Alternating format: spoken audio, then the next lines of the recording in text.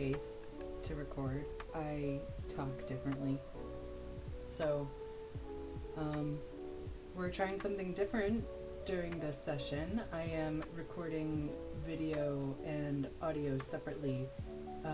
We are going to have to pause, however, because I have a meeting at 11. But how do we like the new setup? It's so nice, right? Oh my gosh, I needed a change, the feng shui. And let's see, what is new with me? This is January 30th, 2025.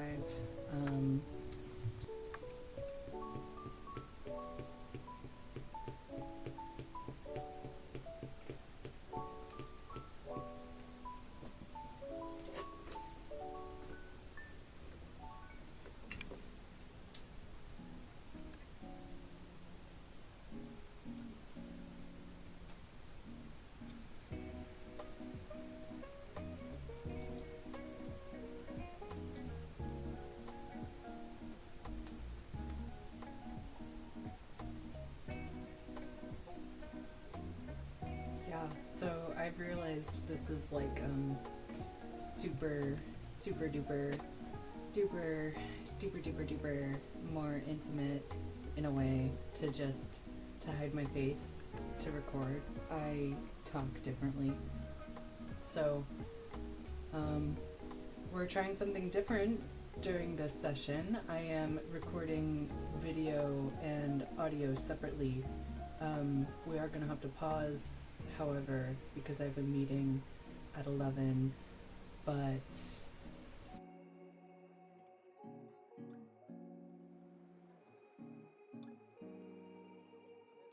how do we like the new setup? It's so nice, right? Oh my gosh, I needed a change, the feng shui.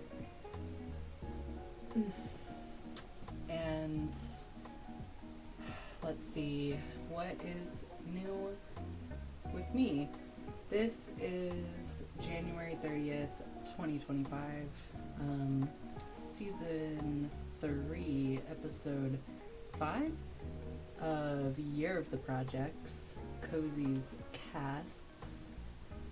And we are picking back up the thread of regular rolling updates where I record about a week out of you receiving the recording in sequential chronological format. Of course, we're picking up the thread but changing the length. So the model has returned to the production schedule, but rather than a week out, we are now a month out, and that is giving me some peace of mind and some wiggle room for the veracities of life. I definitely didn't pronounce that correctly. How are things? Things are pretty good. The new production process is interesting. I broke my bone conducting headphones, which was really sad. I love my bone conducting headphones. They are orange and like $40 and just amazing. I got them off Amazon though, so like I don't want to support Amazon right now. But luckily I have these other spare headphones. They're little red in-ear buds, and I don't usually like in-ear buds. They're not good for your inner ear, and we all have enough tinnitus as it is. So ultimately I'm gonna reacquire those bone conducting headphones. Please don't send me any. I will sort that out on my own. But unless you're my mom is exempt, she can send me stuff. But for now, we're going to use the little red headphones. And I got them at this tiny store where I also got the tripod. So it feels like full of omens to me. But yeah,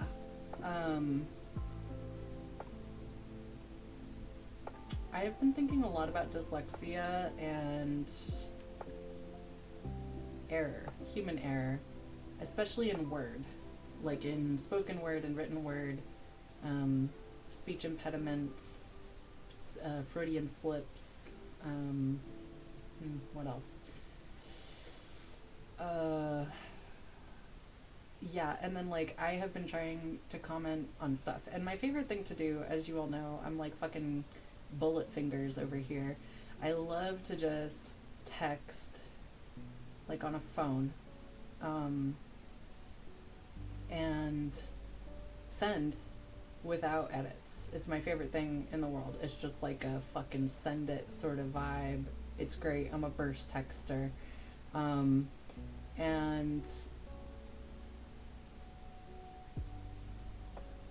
my mistakes are usually entertaining. And I think we've all noticed this at this point with AI. Like, you can tell the mistakes of AI, or you can tell like by the type of mistake that writing is being made, whether it's more likely to be AI or a human, and that continues to like, there's a variety. I don't want to talk about AI too much. It's just very relevant right now. But yeah, I have been thinking about like making edits for legibility. I've been thinking about ChatSpeak and how intense the pushback from ChatSpeak was. At the time it was like really being developed, people were being like grammar Nazis about it, and then we went through this additional revolution of like, no, as we continued talking to each other, we went through this additional revolution of like, language understanding when communicating is like, try to communicate for clarity for the sake of second language learners and people with disabilities. And that's just like the way we talk now, right? Like, that's the whole, we all agreed that we're gonna do better at this. And so I battle that kind of collective consensus on how to communicate all the time when I think about mistakes and like the like bullet method of my communication, where I just like bleh, and then go, and we just leave the error in, because I think human error is important, but it's a really vulnerable way to communicate, and obviously I have to navigate it in a dynamic and like consistently alive and engaged way, hopefully. So there's a lot that goes into that, a lot of thought and feeling stuff that goes into that. Oh God, where was I even going with this? Oh yeah, but I've been thinking about mistakes because I typed out just like the biggest critique of this author in the comments section of like a video from one of my favorite authors, and I have been thinking a lot about this battle for me with communicating in a way that can be best understood, but also in a way that like is true to who I am as a person, and trying to like how do we continue to hold space for that living thing when that living thing changes all the time. Most modalities for like content generation and sharing, to do it at a consistent rate, involve a certain amount of separation from your humanity, a little bit more mechanism, a bit more mechanisticisms. And I'm intentionally not doing that because I think that the like living embodied impact on human beings of the internet is like widely unexplored for the positive aspects of it, and deeply damaging for the like negative aspects of it, and we need to tease out that nuance together, and I'm willing to like talk into that space. But I have like a lot of other things I also want to say, and I don't want to cloud my different messages with one another. I took a really, really good recording the other day, and it was fucking muted because of the ways that I've been playing around with the process and like trying to squeeze out time, like more microseconds that I can just like have back in my life. But trying to figure out a way that I can make sure that it's a really flexible process, that it can be moderated for a lot of different circumstances or environments that I might find myself in, because the ultimate idea, again, is to, I'm going to just go back to this young adult novel by Scott Westerfeld, but in the Extras novel, there's this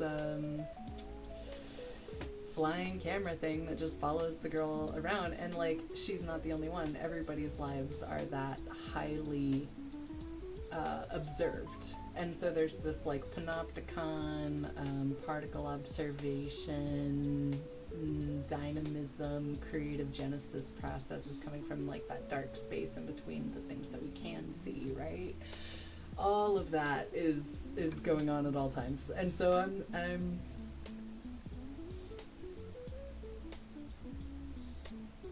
really frustrated about that muted episode, because in it I gave a really good disambiguation of the right to repair movement, and I talked about John Deere, and I talked about tractors, and I talked about farmers, and I talked about the impact on like GMOs and the relationships there, and I talked about all these documentaries that I've watched, and I've talked about it was a good show. It was a really good show, and I'm really mad. I'm mad. I sat here for 2 hours talking to myself about the right to repair movement and how inspiring it is, and why it's so important, and why more people need to get behind it like as soon as possible, and how unlikely that is when the main social movements in topic right now are like the most immediately pressing on the most vulnerable bodies, which is fair. Like, it should be. It's just the fact that we don't have space for all of it, and like, if we front-loaded right to repair and a certain amount of autonomous possession over our communication tools in a way that ensured we were empowered to use them, like, appropriately as thinking creatures, I would feel a lot better about our chances with everything else. And I'm kind of glad it was muted, like, I go back and forth. I'm like, which part right now today is important for you to hear? I said this crazy rant the other day about Blue Sky, and I was like, people don't need to hear this right now. I basically just called, like, my friends and family idiots for going to Blue Sky, and then everybody's fucking on Blue Sky, so, like, what did I do there, right? Like, how did I help anybody with that? And I didn't want to come across as calling somebody an idiot, but usually the dynamic between technically literate people and technically less literate people is a very deeply fraught and deeply unequal power dynamic. And so when you know that almost anything you say with knowledge is going to come off as condescending or cruel or in any way damaging, you really just don't want to say it. And so that's always been my struggle with being like a good boy. So bad. But like, as a woman in a male-dominated field for most of my life, no. How do you talk about these topics without being tiresome and without activating a bunch of stressed out mental networks that people just like are already up here with, right? Like, I don't want to stress people out. I don't want to stress people. I want to de-stress people. I want to help them de-stress. I want to reassure them that like there's more good than bad, that I'm like checking all the math and there are some really good indications, and I want them to know that, but I can't tell people things that I know in specifics for obvious reasons. Not all the time anyway, and then when I do know something in a specific, it's not always easy to frame or address because I realize I have to explain all this foundational stuff. And so I'm trying to approach this in a way that does like capture foundational things at the same time, and I'm hoping to hit a certain level of general literacy in a way that can't be ignored. Because I think one of the biggest things that I have not seen in the world in this conversation about our future is a whole lot of positivism. Now, like, I know that there are solar punks out there, and I have seen the positive influence in our media and our culture. I see the hope. Like, I see so much hope, and it's amazing.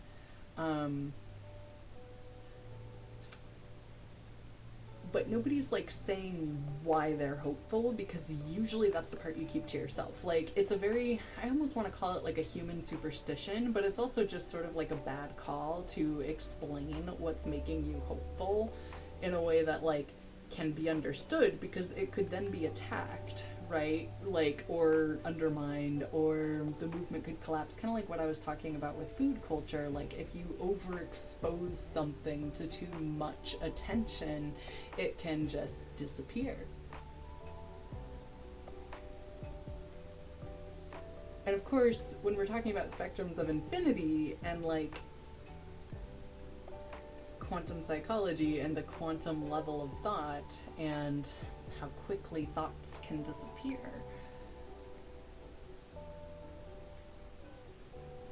it's a delicate universe out there, y'all. And the amount of trauma that we all have and have experienced just by being this level of developed as a species, as a thinking, like, trying to be moral, just, ethical, like working towards having values, having shared values, having shared goals, sharing space, sharing food, culture, love, right? Like, love-based marriages are still so new, and child marriages still exist in the world. Like, we are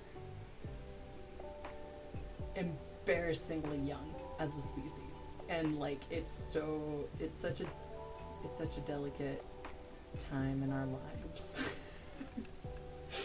I swear to God, if we just all knew how to lovingly care for teenage girls, this wouldn't be as hard. It just wouldn't. It takes a lot of delicacy. Like, it takes so much thoughtful care. And yeah, things do disappear really quick, especially thoughts. And that's why humans believe in ghosts. They're like, I know things, when observed or given too much attention, will completely disappear, which means, therefore, there are things outside of my attentional sphere which are currently existing. That's the horror and the fear in the weeping angels in Doctor Who, you know, like, it's all that shit you can't fucking see that's so goddamn scary. And that's literally a survival instinct. Like, yeah, that makes sense. That's like what makes us curious about the world. It's what makes us invested in investigating. It's what makes us inherent scientists as like an evolutionary impulse towards like self-preservation. It's normal. Like, that's so in the cellular biology of us to be curious scientists. Like, naive scientists maybe, like, we add method and rigor and these different layers of process in the different sciences to each their need for the purpose of reproducibility and having some kind of empirical, objective, observable reality to which to give our attention in order to continue exploring and expanding this, like, broader awareness of existence. And we literally are just doing it because we think this place is cool, we think existing is cool, we enjoy the experience of feeling and being, as a person. We want more time to build relationships with other species. Like, the types of relationships people have interspecially, and not in a weird way, are so cool. Like, I remember my first sea monkeys, you know, like, this is a precious, beautiful experience, and we all want to have the time to savor it, and we deserve to take the time to savor it. especially if we want to begin to reverse the damage we've done to our own environment and care for the future of our species on this earth in a way that's meaningful and sustainable. And we can do that. We can do that within our lifetimes. But it's deeply tied to social justice because it has to be. We have to understand our collective power in order to collectively live in the same spaceship rock of this earth. And the thing that grieves me most is that, like, my biggest ops, like, the people who disagree the most with this philosophy are the ones who are, like,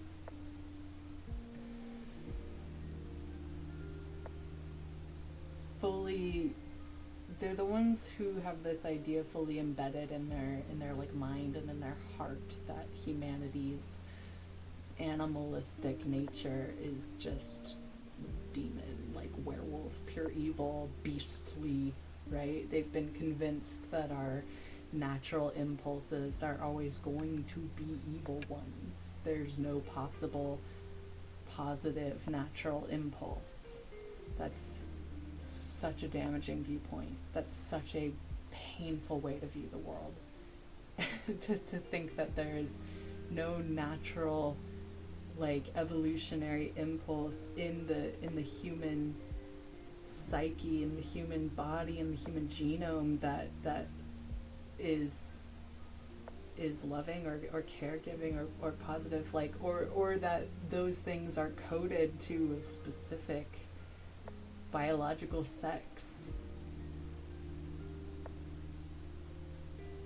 And again, in extremes on a spectrum where intersex people exist, but like, that is such a harmful way to view the world. And they're hurt individuals. People, like, they are psychologically damaged. They are mentally ill people, right? And this whole, like, oh, the mentally ill white shooter apologist thing is a narrative to distract us from the solution to that type of illness. Like, yeah. I mean, we should definitely address the psychological illnesses we're all suffering. I'm just fully convinced that a significant amount of them are socially constructed. Sociopolitically constructed for the purpose of economic and military might, and we gotta stop. I'm gonna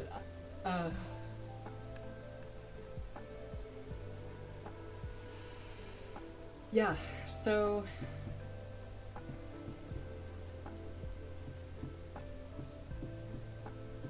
these are starting to hurt no matter how good the song. Ow. Fuck. Okay. Well, this has been an interesting way to record. I guess we'll see going forward how things go. I'm really excited I'm just excited.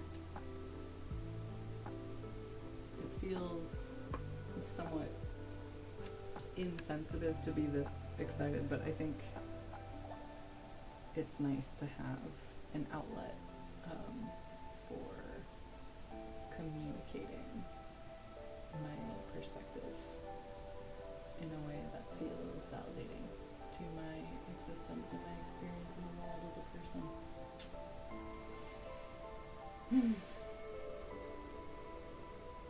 Oh yeah, error. Yeah, so I made this, like, ridiculous comment, just, like, shit-talking Neil Gaiman and his wife Amanda Palmer, and it was pretty shitty, you know, but also it wasn't, like, shit-talking so much as it was what I thought were genuine critiques of the circumstance or the situation.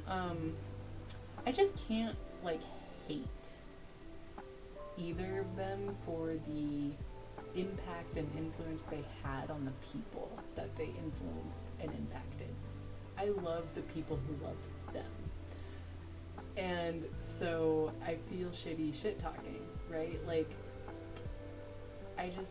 I feel like they had more of a good impact than bad for the most part. I really don't like how turfy Amanda Palmer got, and or always was, and I just didn't notice. So that was depressing. But you know, maybe she's changed. It was a pretty low on the radar a long time ago sort of thing. So that's another reason why I'm just like, well, now I feel bad for shit talking. But at the same time, like, I feel like my critiques were super valid in the sense that his work is like,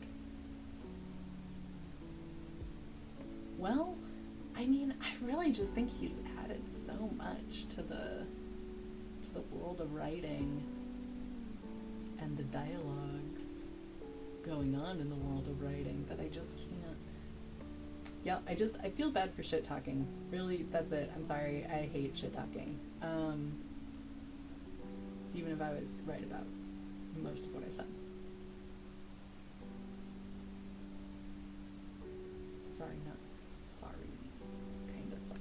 Yeah, it is a sorry, not sorry kind of sorry. But like, come on, man. Like, I really, and honestly, like, that's the thing. That's the thing, is just this.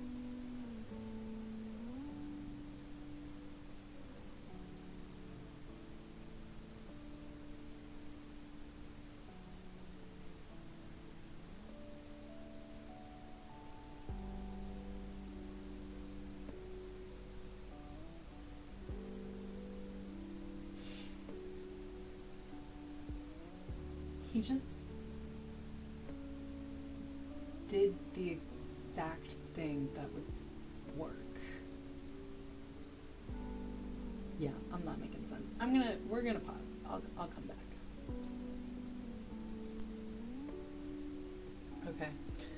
Yeah, so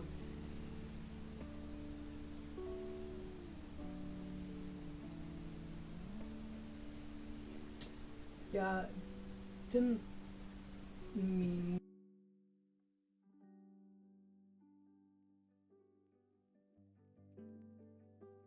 to be shit talking Neil Gaiman, my bad. In a written verse kind of way. Actually, this is, people might think I'm like excessively apologetic on these things. Like, I'm always deeply unwilling to just like not give criticism, even if it's deserved. Like, I could have couched the shit talking that I did in a criticism style of writing in a way that gave more weight to it, but instead I gave it a lot of errors and a lot of bullshit.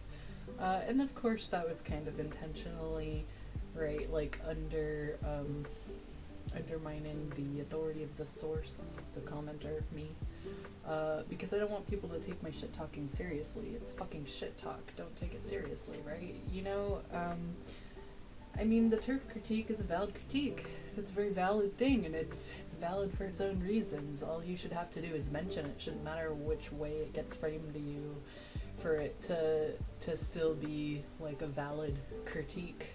That's a moral values thing, and that's a personal but shared belief system sort of thing. So, yeah. But still, not a huge fan of shit talking. And when I think about everything within the terms or the framework,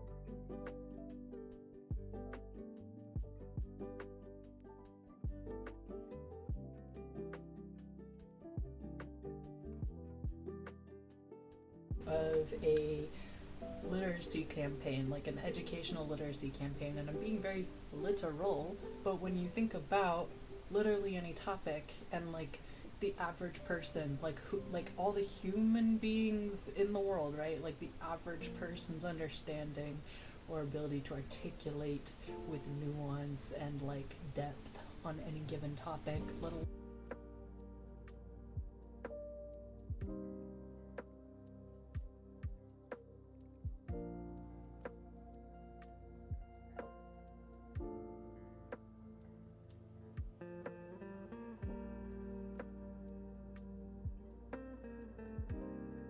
The like hot topics currently plaguing our world.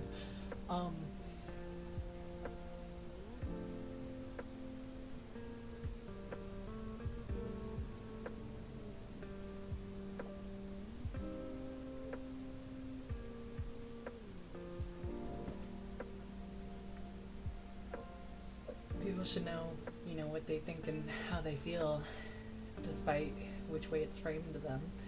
But framing is a super manipulative thing. It takes a lot of sophistication, and we continue to improve our sophistication. Everybody knows that, we understand the level of psychology that goes into marketing, right? We know that. Thanks, commerce-centric America for that one. But yeah, literally all of our laws are based on commerce and property. That is what we do. We do trade. Trade is us. We took over for the Dutch. I'm sorry. We just did. That's all we do. That's all we do is trade and wave flags and have really beautiful parks and outdoor recreation stuff and great entertainment and really awesome people. I like the people who live in America. But my point, most of them, my point though about topics and framing and writing and honest critiques and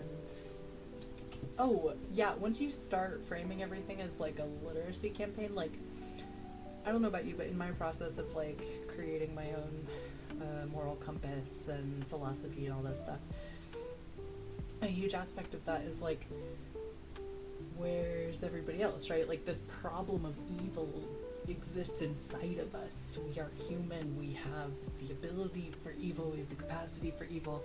So that's something we contend with in here. And we contend with it also externally. We can see examples of evil and point to them and use them as, the trolley problem and whatever.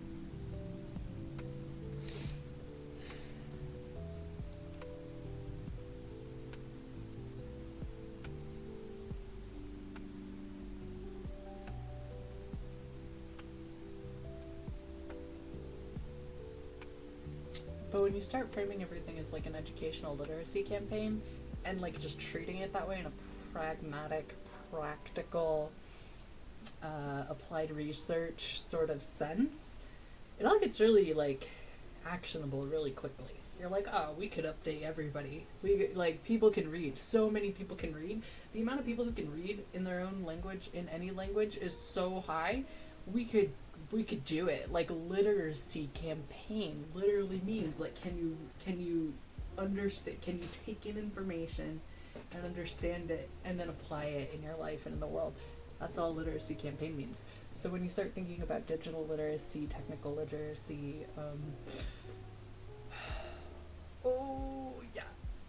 I mean, there are so many different types of literacy. I really want to see sex ed literacy, right? I want to see disease prevention literacy. Ooh, disease prevention. Woo, good stuff right there. I want to see safe drug use literacy. Yes, let's talk about drugs and alcohol and how they affect people and why and under what circumstances, all these things, please.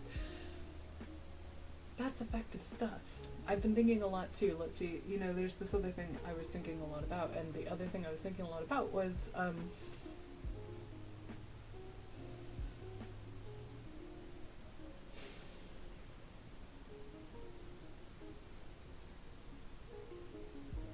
I have said multiple times that the use of punitive measures doesn't train behavior or retrain behavior. You can't call it a rehabilitation facility when it's a punitive, punishing experience. Punishment doesn't train good behavior. It doesn't help encourage good behavior. And I've reiterated this. I've underlined how scientifically well documented this is, how empirically evident this is. There's a lot of different examples of why this is true, but I've been thinking a lot recently about, like, if that's the case, then what do punitive measures train, right? Because they do train things. If they don't train, like, behavior, then what do they train? Fear of authority, maybe?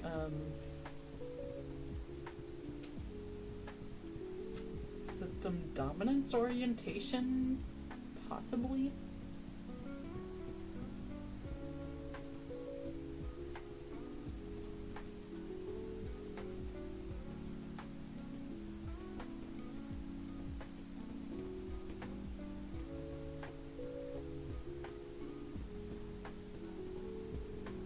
But I don't know. I've been thinking maybe it trains, like, autonomy or independence, or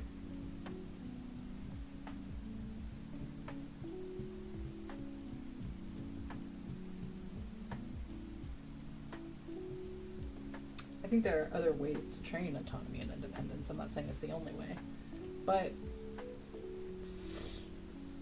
just looking at I'm trying to find a silver lining here, because there's always a silver lining. You just have to find them. I have a friend who thinks this, a friend who believes this, and I have never seen them be wrong about anything. So, there has to be some kind of silver lining in the American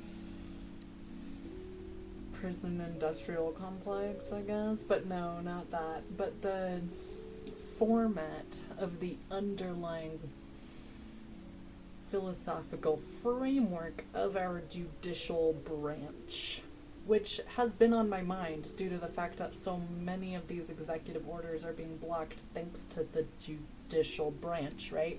This entire government is designed to serve with checks and balances, and we're trying to teach you really quickly about this framework, if you don't already know it. But silver lining, let's see here.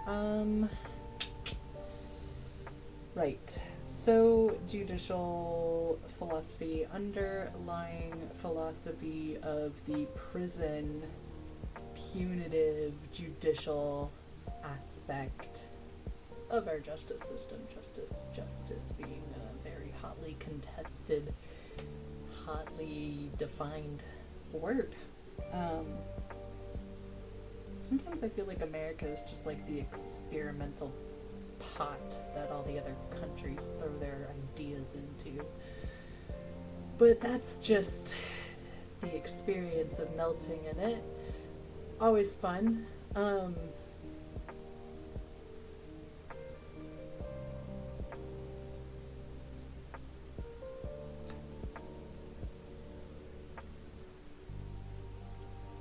But what is, there's some underlying stuff here, and I have been thinking about this too, because I've been thinking about how grateful I am that debtor's prison is no longer in vogue. I'm personally grateful for this. I'm sure there are plenty of people who would love to see a resurgence of that, especially in relation to billionaires, because it certainly exists within the framework of Americans, the philosophy underpinning our legal and justice system, to make a case against billionaires from you owe your country a lot of money in a debtor's prison sort of way. But we can talk about that at a different time. I'm sure there will be time to discuss that.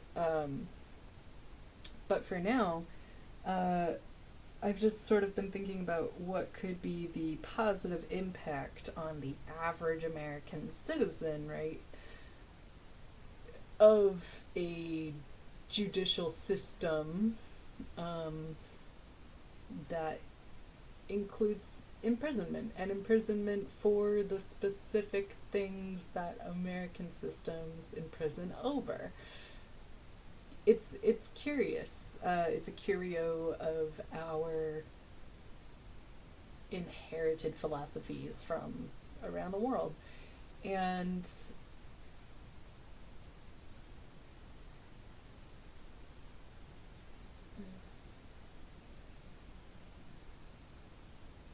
what could the silver lining be for the average person? Because I'm thinking about my own like lived personal experience as a child of the 90s growing up in America, thinking about prison, right? Like that's all I'm basing this on, is my own single human life embodied experience of perceptions of the prison system from my perspective and bias. So you know what all that is.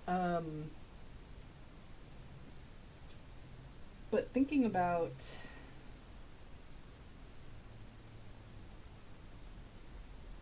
this threat of imprisonment, like we are going to curtail your freedoms in response to your breaking of the social contract. In its largest, most zoomed out version, is a very rational, like universal response to breaking social contracts, right? Like we curtail your freedom for that. We're like, hey, get in the pit. You know, get in the hole. I guess pit has a different meaning now, and so does hole. But this is a very time-honored tradition of locking away our miscreants. But usually we try to like re-employ them in some manner, like re-engage them in some way, which is the whole reason we tell ourselves it's a rehabilitation process. And I think we have been teasing out this nuance of like, is a punitive thing, like what is rehabilitation, right? Is it putting somebody in prison and telling them no bad dog, right? Like what is no bad dog? Ooh, yeah, I've been thinking about dogs a lot too. I've been watching The Gentleman on Netflix. Wow. And there was just this part in it where the hot weed drug princess was like, yeah, we trained the dog that lives in the man, or something like that. And I was just like, isn't that a phrase?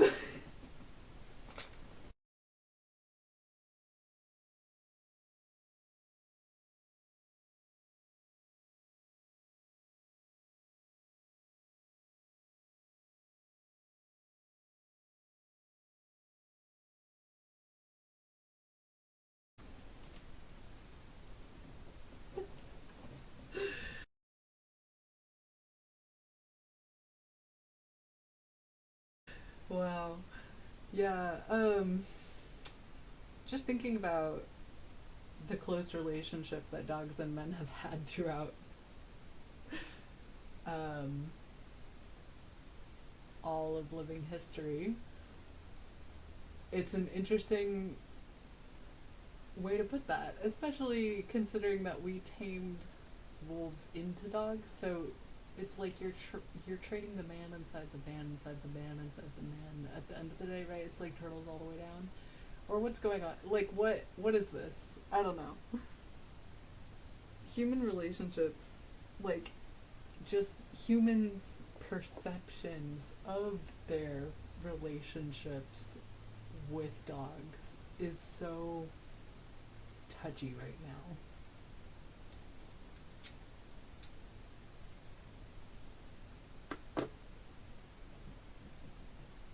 I do blame overly experimental Tumblr girls.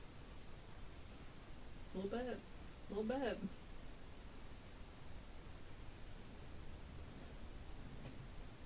And boys too. Yeah. Yep. Nope. Yep. That was a wrong move, fam. Fam, as in all of humanity. Terrible call. Don't get that close with your. Don't get that close with your animals. None of us can unsee that. We all saw that. We have been on the same internet. Sucks. Really sucks. Sometimes we're all just here together, knowing things about each other. Real awful. Real bad. Um,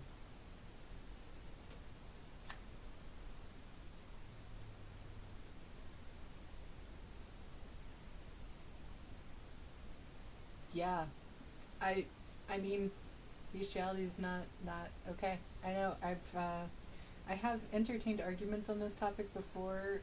I would prefer not to have to. I really I really would prefer not to have to do this. But it has come up, in conversation, and I'm sure I'm not the only one. I'm really positive. After Clerks 2 came out, I am positive I am not the only one who has had the um, uh, discussion of the morality of bestiality debate, which I really hope we can move beyond having this discussion. But I think it's actually probably going to keep getting more nuanced as we continue to encounter more versions of consciousness, and as our understanding of consciousness continues to evolve, and as our consciousness continues to evolve. And I think the people who do a lot of speculative evolution work, whether you're in biology or like writing fantasy, already know that, and it's being expressed in a variety of very useful, productive ways throughout our species. But I think like the general public needs to have an awareness in the conversation and understanding that this is going to be an ongoing topic, and it's going to be uncomfortable and at times unbearable. But yeah, the fact that I have had to have that conversation before, right? Like, I think one of the most compelling arguments pro bestiality that I've ever heard. This, you don't want to hear that. This is awful. But the only one that I have heard that was at all compelling was nonverbal consent being a thing that exists, and I was just like, it doesn't change the like disproportionate level of capacity for consent that is involved in that particular partnership or dynamic. And that is a huge factor, right? Like, that's an important factor. That's a distinction in pedophilia as well. I can't believe I have to say all these words. This is why I have to wear all of this protective gear, okay? This is PPE, all right?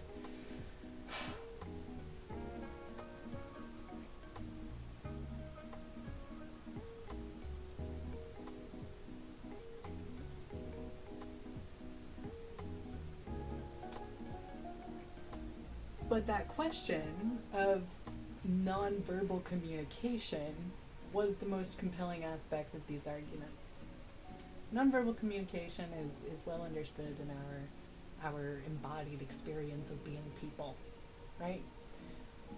I was reminded recently that there's a difference between like noticing someone's embodied expression of their internal experience versus listening to their verbalized expression of their will or description of their experience, and how one of them is like, okay, I think I know what I'm seeing, but we're gonna go with your verbalized, like, she called it something really cool. It was like the expression of their will or something, and I was like, whoa, that's a great way to put that. But it was such an important nuance. In thinking about nonverbal communication and at what times to take that kind of cue versus what times to take a verbal cue. That's a huge component to anyone who dabbles in non-consensual play, especially in the kink community. Hopefully consensual, non-consensual, right? Like, we want overall consent. We still want like safe words, or the philosophy of safe words built into the play. But yeah, there's so much interplay and like latitude for fun sex stuff when you get this nuanced on like what is acceptable stuff and what is not acceptable stuff, right? So it is important to have conversations about the types of things and that we take as like a larger whole, a larger picture of what consent looks like. We do have different components that go into consent and giving consent and continuous consent, right? Revoked consent is a real thing. And it's fine. Like, just be like, never mind. I'm done. I changed my mind. Okay, I make it sound easy. I make it sound easy. It's quite hard. I had to practice it with masturbating, right? Like, just giving up more than I really wanted to a lot of the time. I could have powered through. I could have gotten an orgasm out of that, but like, just relearning that ebb and flow of it, right? Like, the orgasm isn't the point. Why would the orgasm be the point? Who's making the orgasm the point? Who's making that the point? And whose orgasm is it? That's the point, right? Like, this is depressingly low standard for women's sexual joy. Just gonna point that one out.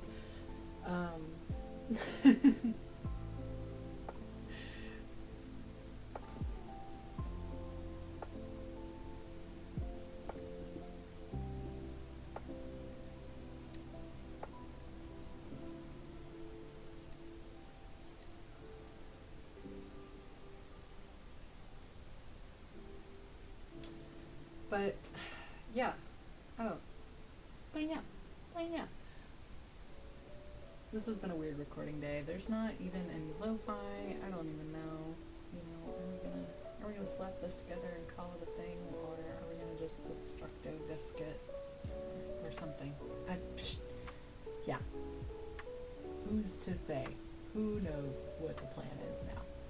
We're off script, we're off book, we're going wildly out of control. I know that's true. If you've been with me over the last year, or the last 5 years, or the last 10 years, you would know that I am constantly saying that everything is wildly spinning out of control because I have a really high standard for what in control is. And some people would argue too high of a standard for what being in control is.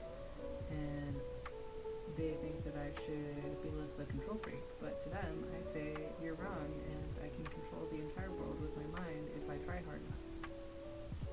Totally true. Absolute facts right there, my friends. Let's see, how else are the things in these last few moments of our time together? The sun has been out quite a lot, that's been nice. Always ominous further implications for climate change, but pretty excited, even so. Let's see. I see a lot of really great, like, mutual aid projects taking off all over the country. That's really nice to see.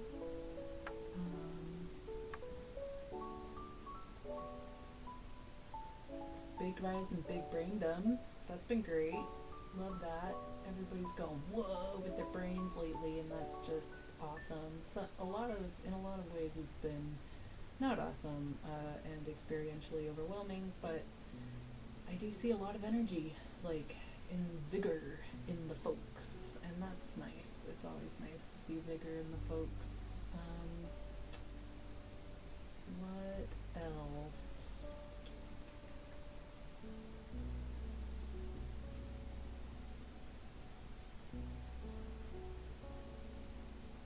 Been watching movies. Did I tell you that? Probably did. I've been watching a lot of shows.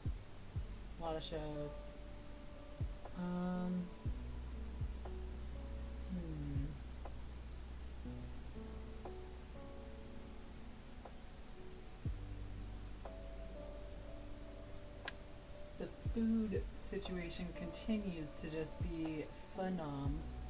Cannot stress enough how stoked I am about the liveliness of my kitchen.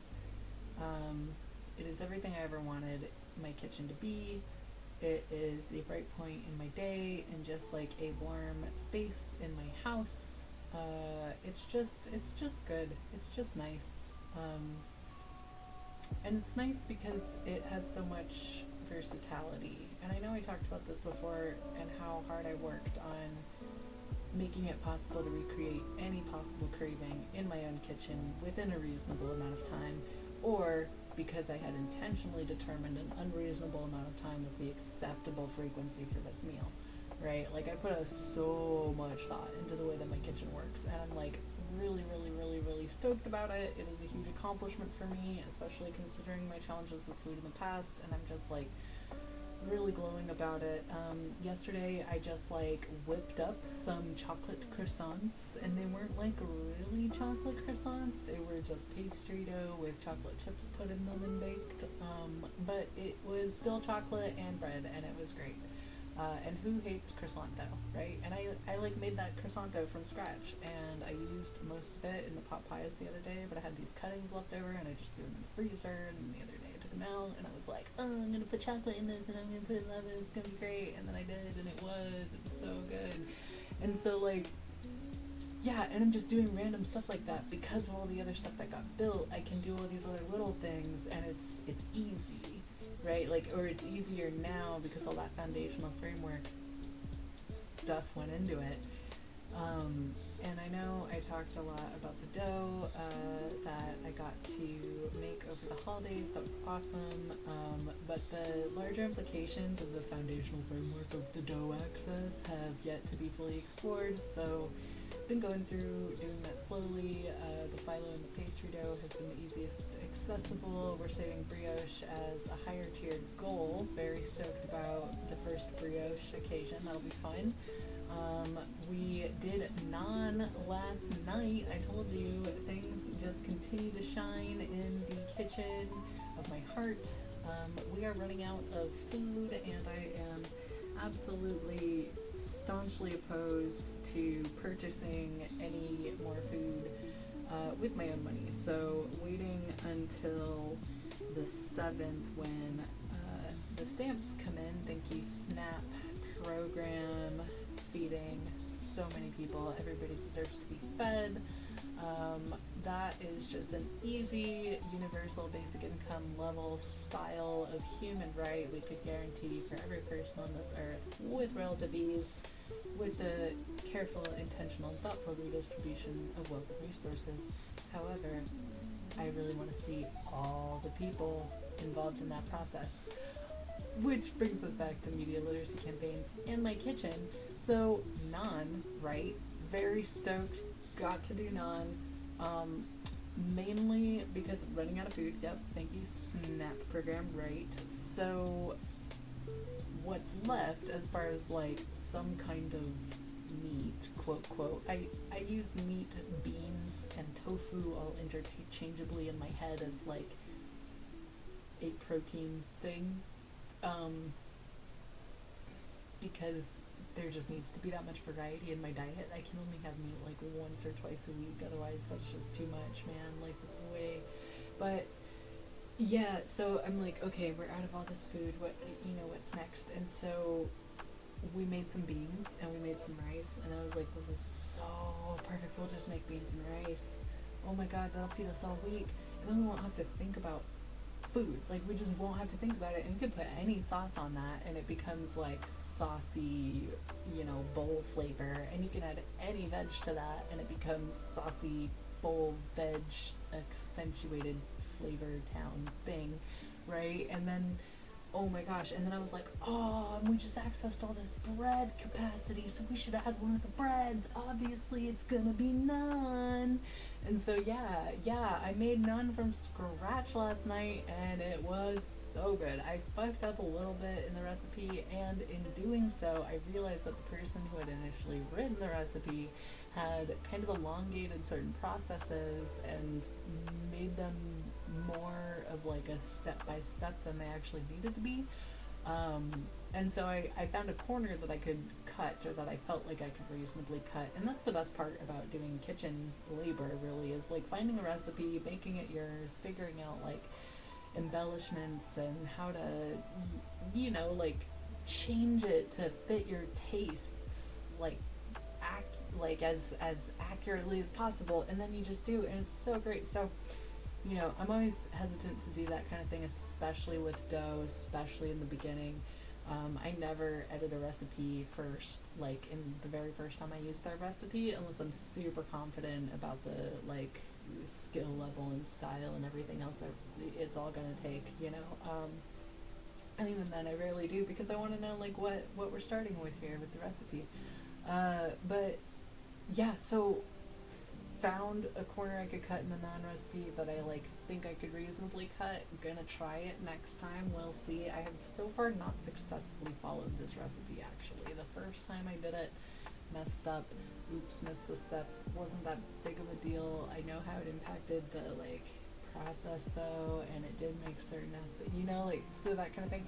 But nothing too crazy, and it's like it's just such a good bread. And so I now have naan and beans and rice, and it's just gonna last for like a week, and I'm not gonna have to think about food. And if I want something like extra exciting or something, I can make it. I have olives and pickles and chocolate and yogurt, and I could make cookies if I wanted cookies.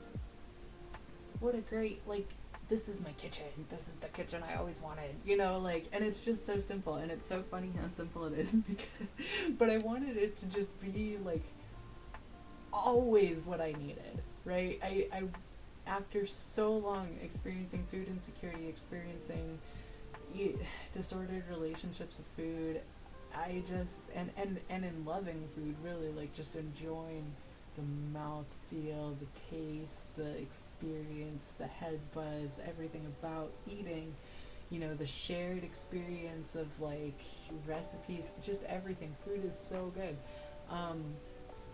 You know, and wanting to like always just have what I want or what I need on hand at any time, but it had to be versatile, and it had to fit with all these other things that I needed to know about myself, like that I wasn't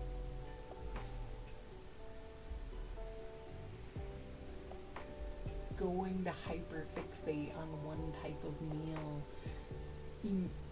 for my emotional well-being at the expense of maybe my financial or my like embodied reality well-being.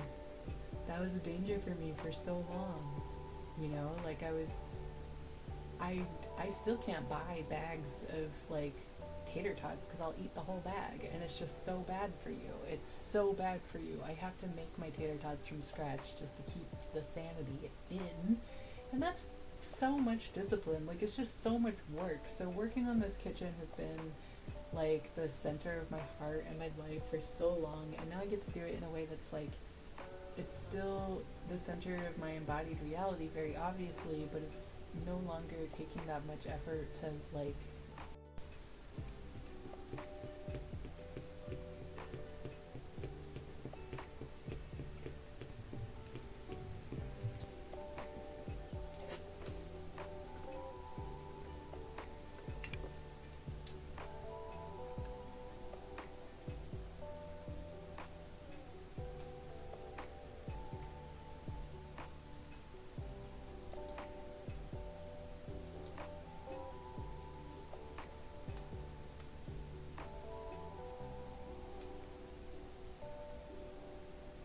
yeah. So I've realized this is like super duper duper duper more intimate in a way, to hide my face to record. I talk differently